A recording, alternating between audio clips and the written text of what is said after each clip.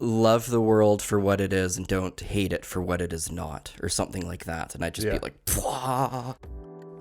Hello and welcome to the Wellness Dojo Podcast, where we bring real solutions to real health and wellness problems.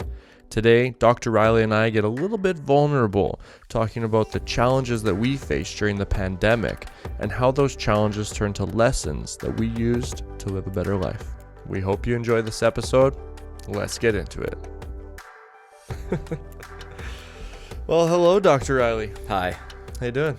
Swell. How are you doing? I'm doing good, thanks. Good. Doing good. Enjoying your week so far? Oh, yeah. Good. It's all good. Yeah? Yeah. I mean, it's kind of early in the week, and Mondays are great opportunities to get back on the wagon and start doing the things you were supposed to do last week, or you're gonna make up for it over the weekend, which hardly ever happens. So yeah. It's been a couple weeks actually since we recorded an episode. How have your last couple weeks been? What have you been up to? I've been trying to soak up the sun as much as I can. I feel like I've been doing a fair amount of that, so that's good. Can't complain. That's awesome. Yeah, how about you? Yeah, same. It's at the time that we're recording right now, we're kind of in the dead of summer, like right in the middle of summer, so it's been busy. It's been a busy summer. I've been doing some kids summer camps, teaching outdoor boot camps, and then just like lots of different things. I just taught we just started doing like this power hour with our Wellness Dojo members. Yeah. And so I recently just did one on all about journaling, right? Yeah. And it's funny because as I was talking about that, I kind of started diving back into some of my journal entries and stuff, and I started looking back through like the pandemic and all that stuff, and reading about kind of what that experience was like for me, because we forget, right? We quickly forget, thank goodness, but thank goodness we blocked some of that stuff out of our memory, but yeah, we kind of went down that rabbit hole a little bit, which was interesting. Mm-hmm. Yeah. It was a time when I was writing things down as well, because I just felt like I had to. Yeah. Because I really needed it. Something, I'd be listening to something or doing some sort of like self-help thing for how to stop complaining so much or whatever it was. And every once in a while something would really just resonate with me and jar me, and I'd go, oh, that's amazing. And I'd write that down. I'm like, this is going to be, and it would be something like, love the world for what it is and don't hate it for what it is not, or something like that. And I'd just be like, Pwah! And like, so I have a couple of those written from that time that really helped me get through. Yeah. One of the things I talked about in my journaling seminar was, using your journal as a tool for documenting, so that you can go back and look at some of these things, and so that you can kind of look at past experiences and learn from those past experiences, because we kind of experience things and then they're in our memory locked away, and we kind of move on. We don't think about them again, but to be able to go back and look at those things is quite the tool to be able to use, right? Right. We have a quick memory, but you don't want to forget everything, especially not the positives and the lessons and the things that you can extract and then carry with you in the present moment, right? You don't want to, I think that's an appropriate use of, you don't want to throw the baby out with the bathwater, right? I've never really got that. I'm just like, who's throwing babies out windows? But it's just, there is things that also, I bet, if I asked people and they actually thought about it, there were positives that came out of it as well. Yeah. And you had a very unique pandemic beginning, or like even pre-pandemic. Can you talk a little bit about like where you were before the pandemic started and kind of your journey? Yeah, in very late was this 2019?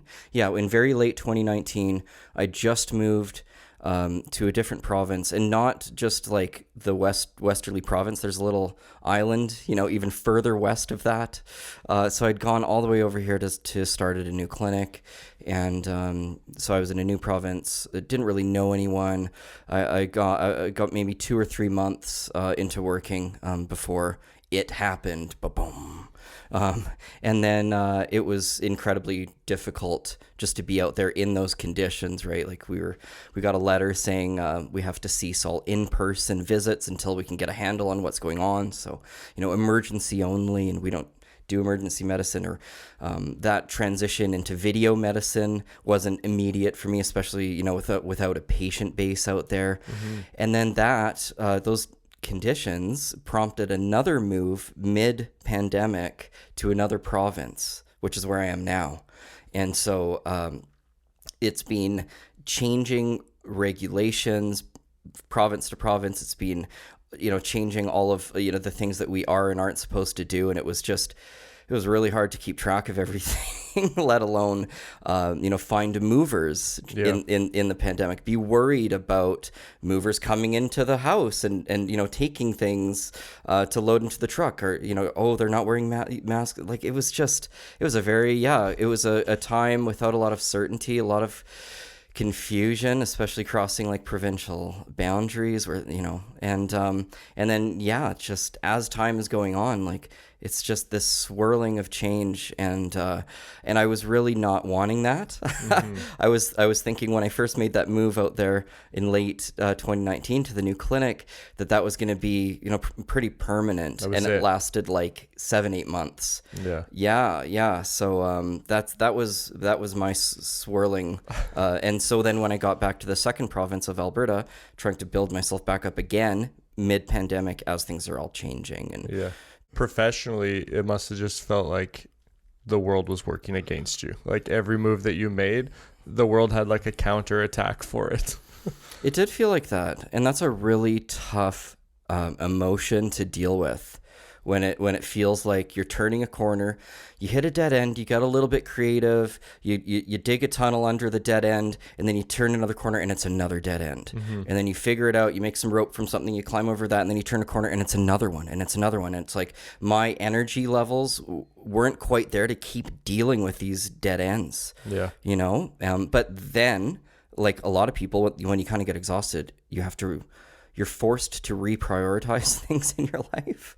So, another example of you kind of, a flower can grow from that dirt pile sometimes, right? And so then for me, it became an energetic reprioritization of the things that I do in my life, and what do I want, and where are the energy sinkholes, probably too much, to XYZ news and politics and social media. And yeah.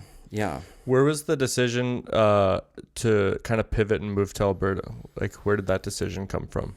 How did you make that decision? We were looking for something that was a little bit more homely, and so I had a lot of roots here.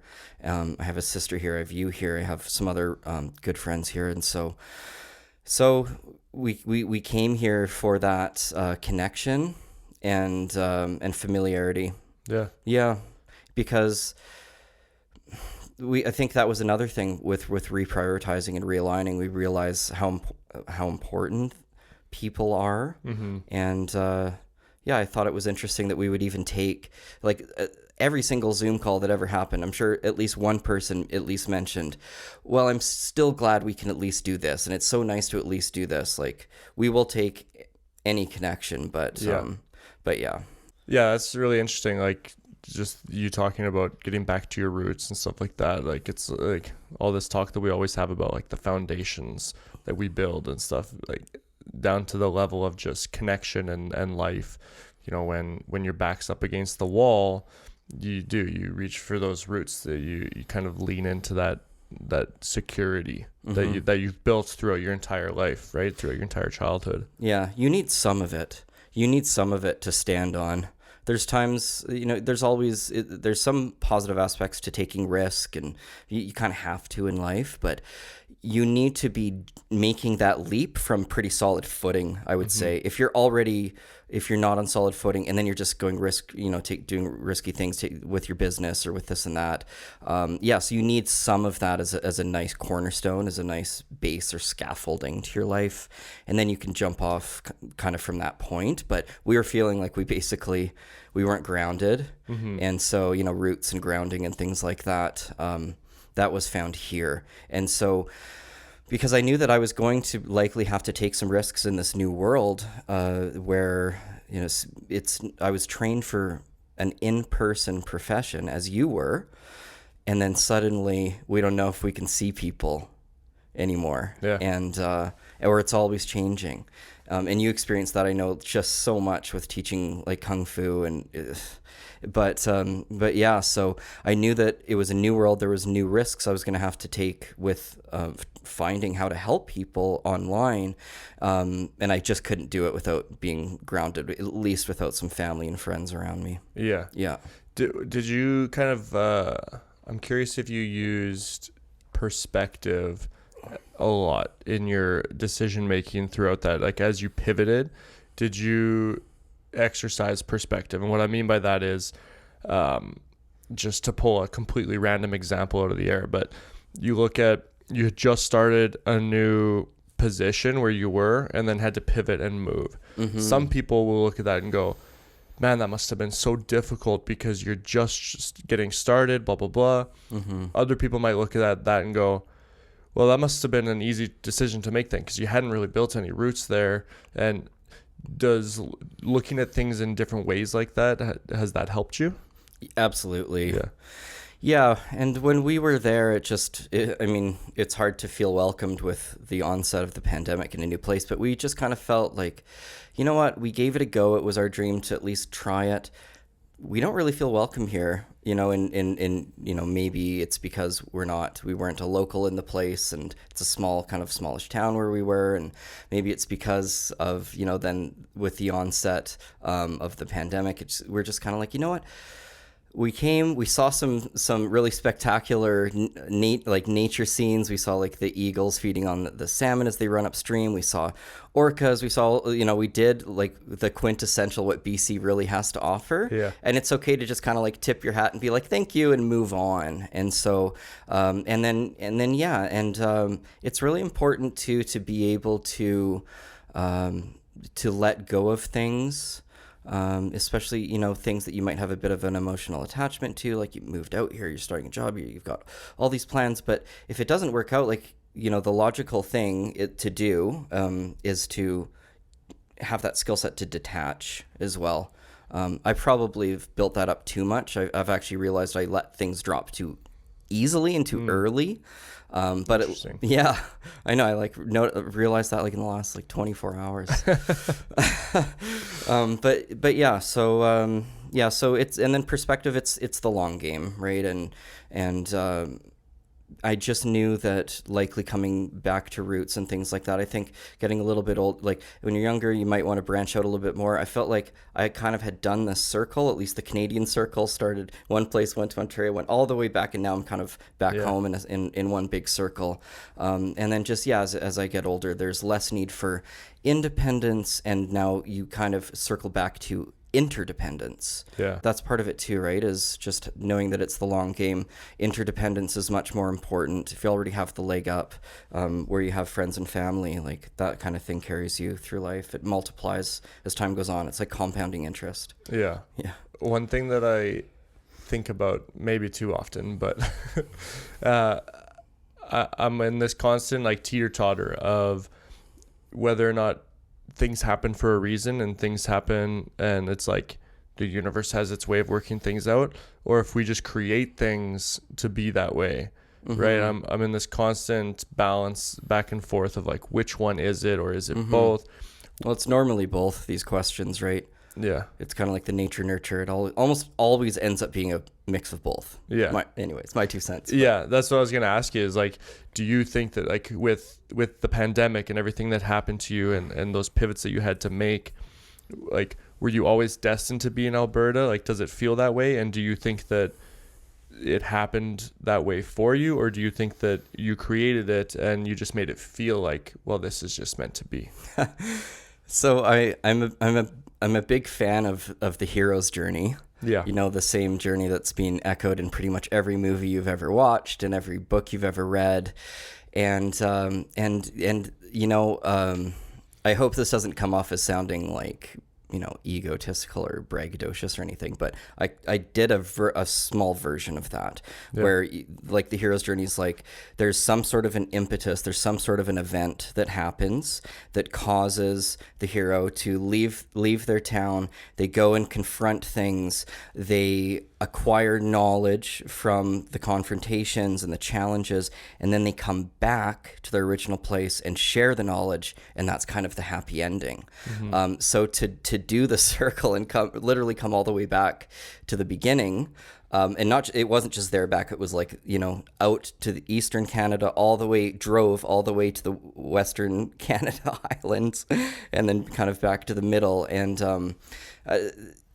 there was actually somebody, one of my friends named Matthew, that was he was like doing his PhD in philosophy, and he's the one that brought it up for me as I was kind of on it. So he was the one that made me realize that part of the hero's journey is you do return back home. And so now I think it's so cool that now that I'm back home, I'm literally treating people in my community, like in my friends and family community, but then also people in my geographical community, because that's where people find me, and that's where I want to find other people. And I always said that. I'd be like, well, why are you going to school? What are you trying to get out of this? And I was always saying, well, I don't feel the impact I have on my community right now in the job that I'm in. I want to feel that I'm making a difference for those. And I kept saying that word, community, like over and over and over again. And now I'm actually doing it. And it's almost like, and then it's hard to say, how could you not say that, if the pandemic didn't happen, I'm in BC for 20, 30, 40 years, maybe forever. But it happens. It's almost like this earthquake that gets my my legs going, and I finally make that last push back home. It was like almost like, so it's it's probably a combination of things. It depends on how you look at things too, right? Yeah, I also resonate a lot with the hero's journey and that whole philosophy. And I kind of think that, to echo a little bit what you just said, I think along that hero's journey, we're presented with all of these opportunities, all of these choices that we can make, right? And if you're doing what is right for you, then you're going to make decisions that resonate with your core, right? Those core values, things we've talked about. And so, you can look at it as like, well, this is always my destiny, or you can look at it as, this was just me being true to me. And that's why when you get there, it feels like this was meant to be. It's because this resonates with me at my deepest level. Yeah. Because I've made the decisions that got me here. And then, like you said too, like there's lessons along the way also. Sometimes you maybe you take a risk and you make a decision that's maybe doesn't resonate with your core, and then you learn that and you go, oh, this doesn't feel good. Now I'm learning that maybe my core is more centered here, right? So and you absolutely found that, especially during lockdowns and things like that, when you had it was almost like this weird dead space of time, because the cogs of the world weren't moving as they typically do, and so you find yourself kind of you have more time, but there's more worry and there's more anxiety. You're like at home, you're within the confines of walls a lot more. And I don't know if you were thinking a lot more at that time, and trying to figure out, how do I want to spend my time, and what are my core values, and am I doing a good job dedicating energy towards those core values? Is there anything I need to change in my life? So like when this was happening for you, like what's going on in your mind? Yeah, I mean, a lot, so much going on. From a professional standpoint, like is just like constantly trying to keep up with the changes, right? Like you mentioned, I was teaching martial arts classes, personal training, and it was like, I remember so many times where I'd finish a martial arts class that I was teaching virtually, shut off from the world, and just teaching my students over, online Zoom classes and stuff like that. And then I get off, and on my phone, I've got like 10 messages from clients that are like, what are we doing about these new restrictions? I'm like, I haven't even heard about the new restrictions yet. Like, I haven't had a chance to even read them. And so it was like very, very it was like a very fast paced thing, and it was like exhausting just trying to keep up with everything.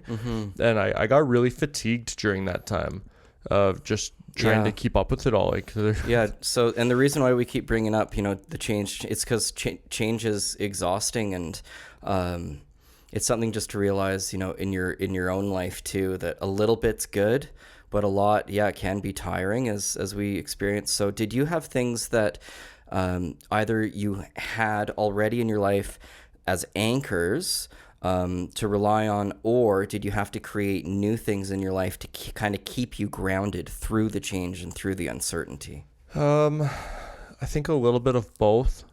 Things so for me, when going into the pandemic, like I was already kind of struggling a little bit with, I'll call it like some identity crisis, where like I've always been, like martial arts has always been at my core, and like I want to say maybe it was a year and a half before the pandemic hit, like I dislocated my shoulder fighting, and like I basically for about a year and a half, like I couldn't train. I could hardly even like hold a bar to deadlift or anything like that. And so I kind of had like re-identified myself as, I was like, okay, I can't be a competitive martial artist. I can't really lift weights right now. So I'm going to focus my entire energy on two things. One, just being a teacher, and two, just like building my business. Right. So that became my identity. And I was like, kind of, I don't know if you've had that experience before too, but you're trying to like create a new identity with that, or you're trying to kind of loosen the reins of this one identity and come into this other one.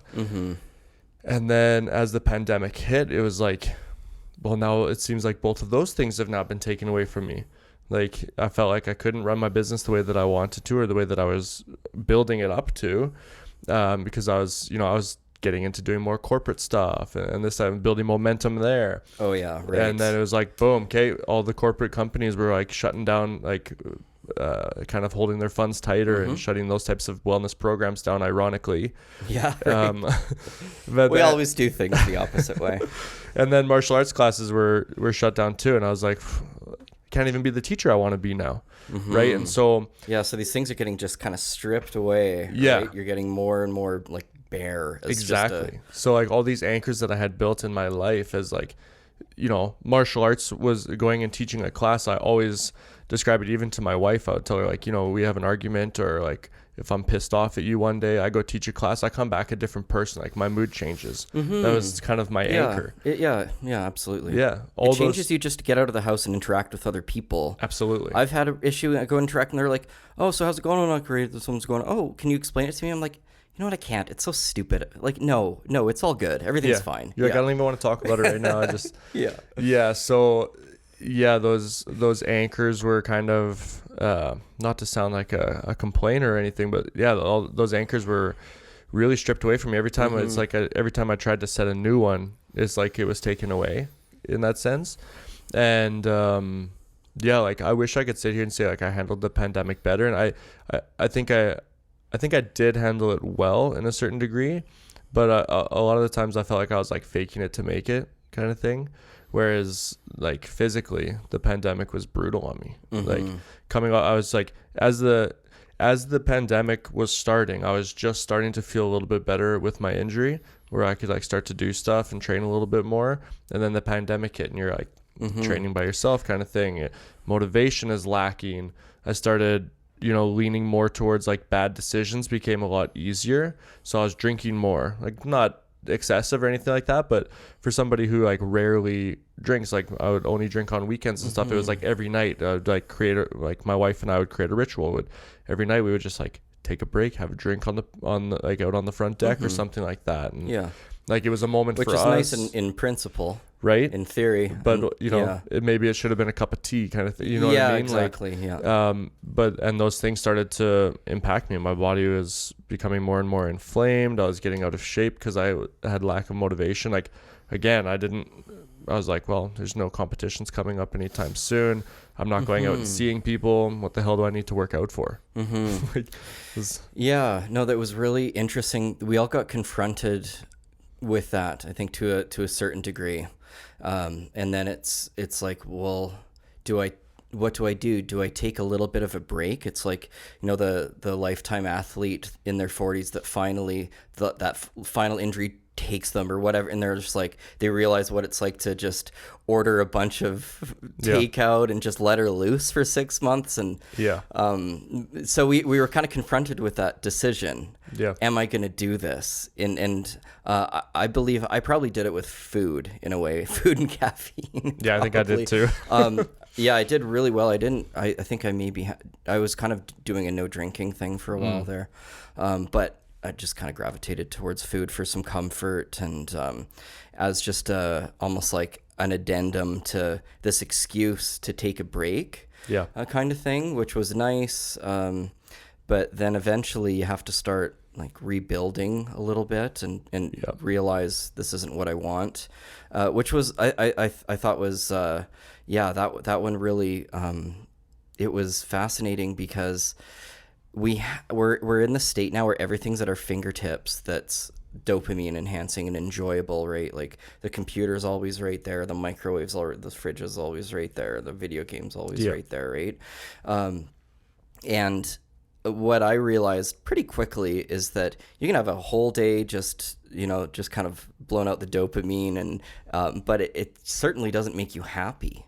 Right? It doesn't make you happy at all. The next day, you're not in la la land. You're just still getting frustrated in the morning as soon as you wake up. It's like it doesn't solve, and you're not solving any problems too. And so as part of the reprioritizing, I really realized that yes, we can have all this kind of more of like the trivialized quick pleasure self-care. We can have all of that as much as we want, and it doesn't really lead anywhere. Because I was depriving myself of that for a long, long time. I didn't have it, and then I kind of indulged, but realized quickly it doesn't do much for me. Personally. It does a little bit to recover energy stores. I guess that's what like Sundays are for in a regular functioning society. But yeah, so then I realized that it's really about it's about more like accomplishments. That's something that I really need, because when I was making my grateful list, which was a strategy I had to help me get through the pandemic too, I realized the pattern was I was putting things that I actually accomplished on my grateful list, on what I was grateful for. And that was kind of an epiphany moment for me that came from the pandemic too. Yeah. Sorry, that was a little bit of a tangent there. No, that's good. I also, it's funny because when I was looking back at my journals recently, I noticed that I was ending every journal entry. Like even if it was like me just complaining about how shitty things were, like I would end every entry with like, today I'm grateful for this, right? And it's like that, a little bit of an icing on the cake, even if the cake was crap cake. Oh, yeah, that's good. Yeah. Do you recall some of the things that you would be grateful for? Were they kind of big life, like general things, like, or were they more minutiae, or what were you? It varied from time to time. Sometimes it was bigger, and some days I was just like grasping at straws. But it was, some days is, I'm grateful that the weather was nice today, so I could get outside. Other days, I'm grateful for my community. I'm grateful for having Zoom so that I can still teach my classes. Oh yeah, like stuff like that. Like that's really, again, trying to perspective shift as well. And what I really like to do is, especially if I have a journal entry, for example, where it's very negative and I'm like just kind of airing things out, then I like to take like that thing that I was complaining about and try and find something that I'm grateful for from that thing. Yeah. Right? Like today I had this argument with my wife and she really pissed me off and we really got heated and blah, blah, blah. I'm grateful that we were able to talk it through afterwards. Like stuff like that. I would often lean into it a little bit and try and like shift the perspective on it. And that's what gratitude is. It's allowing your mind to realize that there are positive outcomes that happen from things, because all of us tend to have the negative bias that doesn't really, just doesn't go there for whatever reason. We're just not wired that way. And so Yeah, it's like that's why gratitude is so powerful. And you did it the right way. I would say everything that I've looked into, they say don't think about it too hard. You don't have to be grateful for the perfect thing that you should, it's like it's the act of doing it in and of itself, just stating something that you're grateful for that activates your brain the right way. And so sometimes it can be these big things, sometimes it can be these little things, right? So Yeah. And I wanted to touch on something that you kind of mentioned just a little bit back, but you're kind of talking about like pleasure and happiness and stuff like that. And I think oftentimes we get confused, like we confuse those two things. But it's worth noting that, pleasure and happiness are two very, very different things in life, especially in terms of what we're getting from it. Like you mentioned, pleasure is a very short-term thing, right? Pleasure is something that's fast reward, short-lived, whereas like happiness, it's also something that can be short-lived. Like you don't achieve a place of happiness, I don't think. I think happiness is something that you continually work and try and get. But happiness comes from more long-term things, I think. Yeah. And when I look at it, though, like the term I use for myself is more like contentment. Because I don't know, happiness, they try to convey that in commercials all the time, and it's this like jubilant, extravagant, happy-go-lucky state. Yeah. And I know you don't mean that, but like just if I say contentment, that I think we're talking about the same thing. It's like more long-term satisfaction in life, right? Essentially. I think happiness touches that core. Yeah. Right? Whereas like pleasure is like surface level positive feelings. Right. Yeah, for sure. Right? You get pleasure from buying a new car. That doesn't give you that doesn't make you happy. That's a pleasurable experience. Going on a roller coaster ride, that's a pleasurable experience. But like making a connection with somebody who you really resonate with, that makes you feel happy in that moment because it connects somehow to your core. Right? Yeah. And how do you feel about having discipline and doing tasks that you don't really want to do, but you should, and doing them? Is that kind of part of the happiness matrix? I think that type of thing gives you clues towards happiness, I think. Right? Like if you're continually doing something that you don't want to do and it doesn't feel good, and you're like starting to feel like very worn out from it or unmotivated to do it, I think that gives you clues towards maybe this thing that I continue to do is not something that's going to make me happy long term. Yeah. Right? Whereas if you're doing something where you're like, okay, it's really hard to work out, but I did it, and then afterwards it's like a good positive feeling, then that you might be onto something. It's like, okay, even though it's hard right now, if I can keep doing this, this might actually like make me a happier person long term. I think that's the difference. Like you have to have some level of awareness of how that thing is actually making you feel. Yeah, that was kind of what Michelle Seeger was talking about in The Joy Choice. She was saying, because I'd always learned that it's important to note how you feel afterwards, after it's accomplished, like the difficult task, which is very important. But she was saying if you can actually find some satisfaction in the moment while you're doing that task, no matter how monotonous or whatever it might be, that's the secret to habit building and keep going back. So and speaking of habit building, I was curious about this. Were there any habits that you started and kind of kept during the pandemic? Were there any habits that you had going into it that you dropped? One habit that we started during the pandemic was my wife and I doing walks in the evening. Nice. Like just going for a walk, and like, this is going to sound horrible, and I promise I love my kids, but it was like a real opportunity to just get away from the kids at the end of the day. Because the one thing during the pandemic was boundaries were non-existent. Like work and life, those boundaries. And this is coming from somebody who's already teetered those lines for a long time, having a home-based business in my career. But those boundaries were absolutely non-existent. My wife was working from home. My kids were doing school from home. I was working from home with bringing clients into my home at some point still. Like it was chaos. It was so hard. It was chaos, man. And so that was one that really sticks out for me is is that journaling became a much more consistent habit, which I've kind of gone away from a little bit, but trying to get back to it.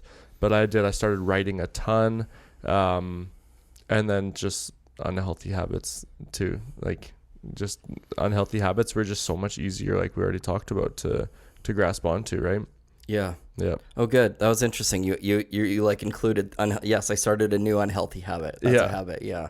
Yeah. Because we have to be. We have to be real enough with ourselves that we can do that too. Absolutely. Yeah. Yeah. Yeah. The ones that I still do to this day that I kept. I've kept a few. All of the ones that are physical, I find the easiest for me to maintain. Yeah. I think it's because the reward is so palpable. Yeah. You know, I found keeping up exercise to be quite easy. Yeah. And I might never be a gym member ever again because I've learned with minimal equipment how you can do wonderful workouts, and you don't have to drive anywhere or pack a gym bag or do anything. You just go out to your little basement or garage, move out the car, like whatever you have to do, you can make it work. It's just about the frequency and what's known as, I think it's called temptation bundling. And so what I do is I have this like favorite storyteller on YouTube, and I just listen to him tell stories while I work out, and it's kind of like this nice hour to myself or whatever. But so I found that working out was pretty easy. I still do the contrast showers, and my reason actually for that, now that I truly think about it, isn't physical, because I have no illusions that it's actually strengthening my immune system to the degree where it's going to like fight off a virus and kick it. Like, it's like, might stimulate it slightly, the T cells, but I do it because one of the things that I wanted to cultivate a little bit more through like pandemic related reflection was one of like a human virtue of courage. And it's this small way that I can confront cowardice not every day, because I don't shower every single day, 5 to 7 times a week maybe, but not every day. But I can confront cowardice during my shower, and I find that so fascinating because even like I'm like 4 or 5 years into doing contrast showers. Folks, I don't want to do contrast showers. I did one today. Yeah.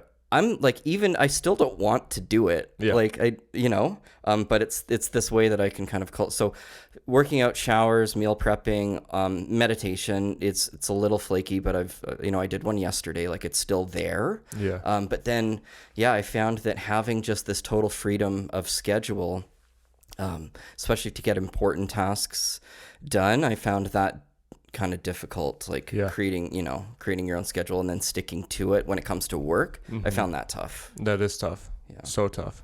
And I also leaned into kind of embracing the feeling of being uncomfortable as well. Right? It's like we were all forced into this feeling no matter what. And it's like to take some control over that feeling was a really powerful thing as well. I also did the contrast showers, and, I did like a 30-day personal, just a 30-day thing of like doing something uncomfortable every single day for 30 days. And some of them were big, some of them were small. Wow. But just, that's something I want to do again. You should bring us through that on a future episode. Yeah. That's a lot. We can definitely talk about that. Yeah. Did you keep a list? I actually if I go back to it, I can find a lot of the things that I did. Yeah. Nice. But yeah, it was on that, kind of onto that topic of discomfort and kind of embracing that. I'm curious if you can speak a little bit to like the mental and emotional journey through the pandemic from start to finish, and kind of how that was like on relationships, on yourself emotionally and mentally, like how that impacted you.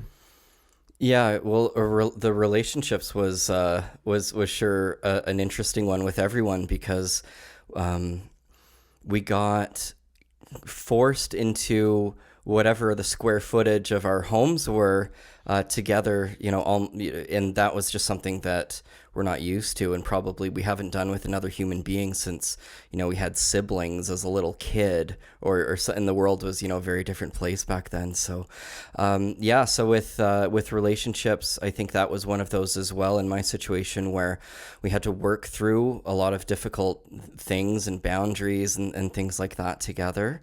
And there's aspects of myself that I wish weren't there. I wish I had more patience.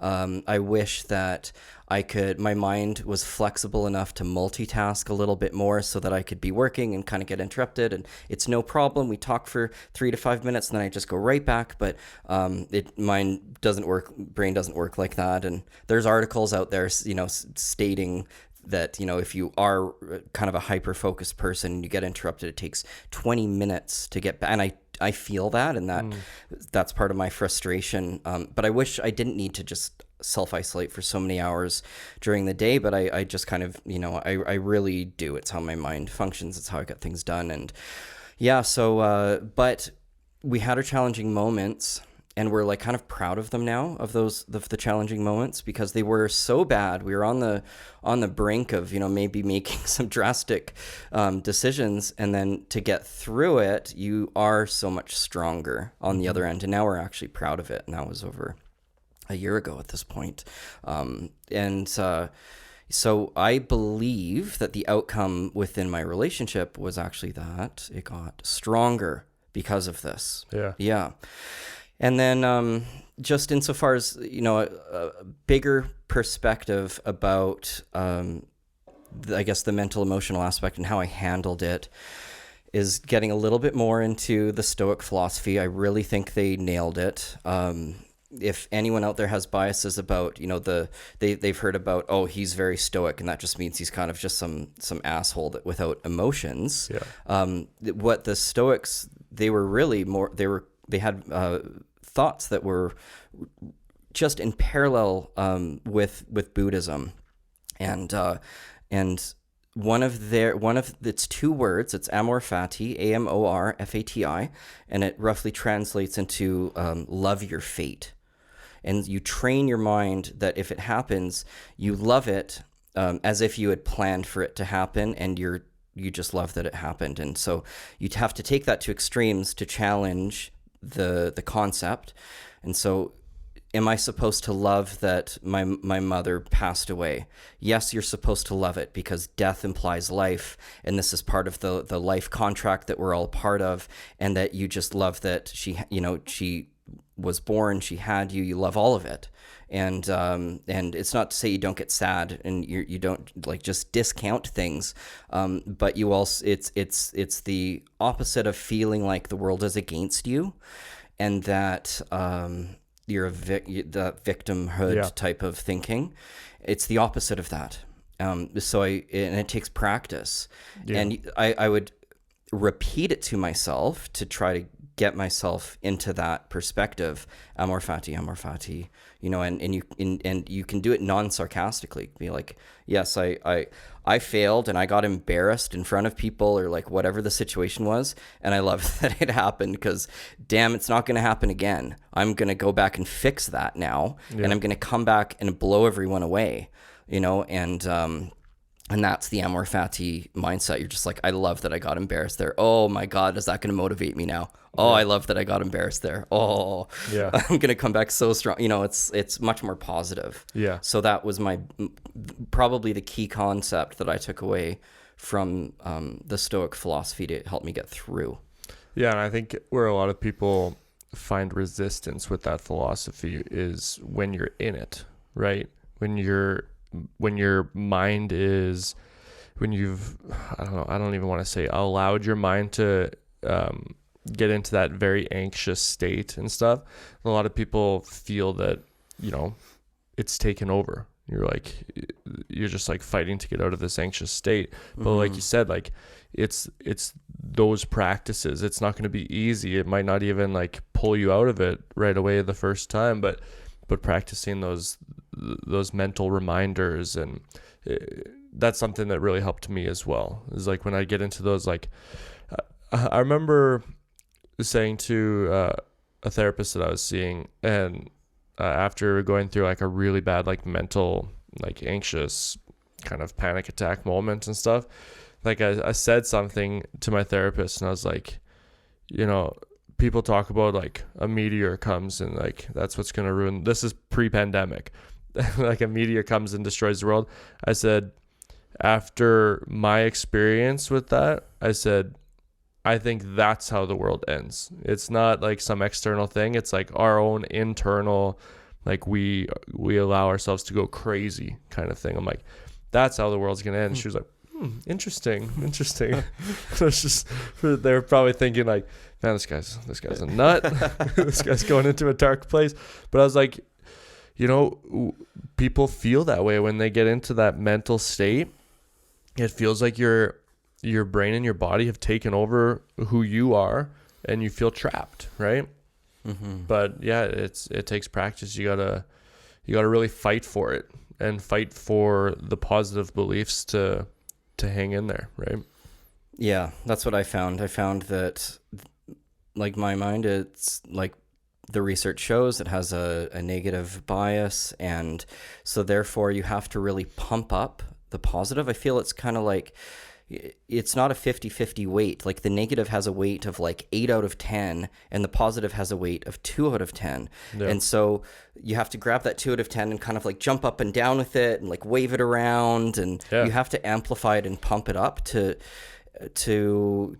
balance the scales a little bit. Yeah. And then I also found, with the negative thinking, and I have some notes. When I was looking back at my notes, and I was kind of telling myself, like, the negative thoughts have a hook in them. Mm-hmm. Like they come and they hook you and they try to drag you down. Yeah. And the positive don't. It's like a totally different ball game. You're dealing with two different things here. The positive doesn't always have that same like hot air balloon that picks you up. It's like, you know, and so so you know, you have to find a way to balance out the negative bias that the research shows we have at about a rate of 85% of our thoughts have a negative bias to it, right? And calling it out too, like negativity, anxiousness, like those types of things, like really calling it out and saying, okay, I recognize what's going on right now. I recognize this is a negative thought that's trying to take over, and that's trying to make that balance uneven, or to recognize, okay, I recognize that I'm starting to feel anxious, and I'm feeling anxious about something I normally wouldn't feel anxious about, but this is my mind trying to like let that anxiety latch on to something. That we talked about, like what habits we started through the pandemic. That was one of them for me that was actually really big, was just calling those things out. Like when negativity was creeping in, when anxiety was creeping in, like calling it out and being like, okay, this is just anxiety trying to latch onto this thought right now. I'm not going to let it. Right. Or anxiety's like, but I bought a ticket. Yeah, but I bought a ticket, but a hook, line, and sinker, right? Yeah, I had you feeling those ways. You're like, no, you don't get to get on. That's exactly it, right? And a lot of times just calling it out like that, it allows you to take ownership over it, and you can go, okay, I see what you're trying to do, brain. Right? Yeah. And then you go, I'm going to counter that with this positive thought. Right. And that's pretty much CBT, cognitive behavioral therapy, in a nutshell. Yep. And psychology, that's, you know, one of the greatest ideas of the modern era that they brought forth to us, is that is this concept that you don't have to identify with thoughts. You can be the thought watcher. You can be the thought controller. There's kind of another mind that you can access. And then they realized that if you call it out and identify it, which is what you said, which is such a, you know, to go from like, you know, I don't know, just, and you look at any other animal on earth and be like, they're not coming close to like what we can do. We can separate that mind and ego kind of thing, us, you know, conscious. Anyways, I won't get too far in, but, you know, we can separate that. We can be the watcher, we can identify, and then we can evaluate, and then we can formulate what I know as a rational counter statement, which is like the positive. And I mean, that's one of the best ideas in the last 100 years that we've come up with. And because it's such a such a magic trick, It is. cognitive magic trick that you can perform. And there's worksheets out there. You can just Google it. There's worksheets that'll bring you through it. You should do it with a professional, but you can kind of work your way through it. Yeah. And it sounds like that's what you were doing. Yeah, and you have to create a level of expectation that's realistic as well. Like, you're not just going to have a positive thought and all of a sudden your anxiety is going to go away. It's a process, and it's a practice, like you said. Yeah. Yeah. So I hope we covered enough of the positive aspects of what came out of the pandemic. Like, for me, coming here and meeting you and realizing that you can see people and treat them virtually, and there's ways to do it, that was really cool. And that would have never happened if it wasn't for the pandemic, right? And the model you introduced me to about like the mobile acupuncture and doing house calls and things like that. And so, I mean, that seems like that increased in popularity coming out of those conditions. Yeah. And so I hope that there's people out there listening too, that they had some positivity as well. And just think about it for a second. Is there actually things that are going on right now that are positive and that actually wouldn't have been happening right now? Yeah. You know, if it wasn't for that, because we all have the negatives. We know. Yeah. We get it. We all have the negatives, but yeah, like the one thing that the pandemic really did for me was it forced me into reflection on things that I was avoiding to reflect on. Right? Because like you had no other choice really. Like, yes. I mean, you did have a choice. You could go towards negative vices and stuff like that, which I did a little bit of that as well. But yeah, it really forced me to look at myself and learn more about myself as a person, my identity, like I talked about. To like really strip myself away from a lot of these things that I was identifying myself as, and to just start to understand like, yeah, but who's the person underneath all of that?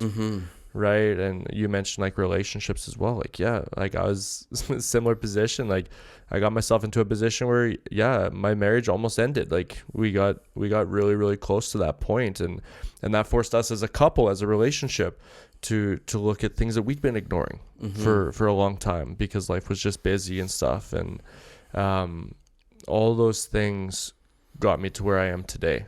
Like if the pandemic didn't hit, I don't even know if I'd have a business today.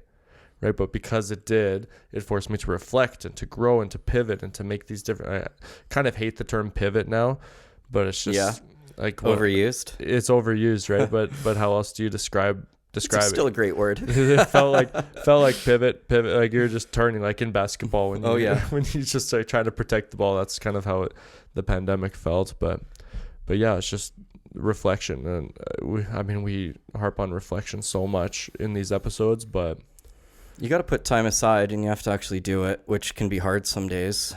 Yeah. It's something you need to, it doesn't just happen. Yeah. Yeah. Yeah, for sure. Yeah. Yeah, man. So, pandemic life. Yeah, I know, but I think we were part of the, generations that had it really good. We didn't, from where we are, we didn't experience natural disasters. We didn't experience war. We didn't experience all sorts of things. Life was pretty hunky-dory, and I think, we were a little bit spoiled having gone through, like nothing went wrong for the first 30 plus years of our lives, right? No, like we up until this pandemic, and probably still, we probably the softest generation ever. So so, for those of us that were fortunate enough to make it through the pandemic, like I hope that it gave us better perspective on really appreciating the things that we have and the things that we, still have on the other end. The world is a great place overall to live. Yeah. And I hope that it did make people stronger if they were fortunate enough to make it through. Yeah.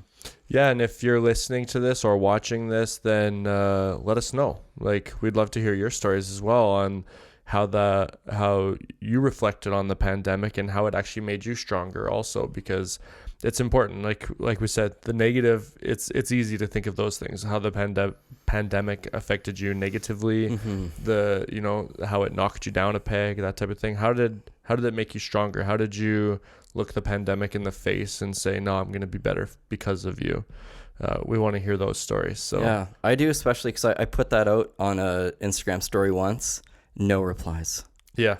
I said, what's a positive outcome? No one wants to talk about it. Well, it's funny, you know, I was teaching a boot camp last night, and yesterday I woke up and I was just like, I think I got too much sun on the weekend. I was feeling like shit, and I was like, did not want to work out, but I got my workout in, and I said to my boot camp class, I said, I'm pretty freaking proud of myself today. Like, I didn't want to work out, and I did it, and I'm celebrating that right now. And I was like, I want to hear your positive celebrations. And like, people's faces just dropped. Like, nobody wants to celebrate things. Like, everybody feels bad about saying like, good job to me.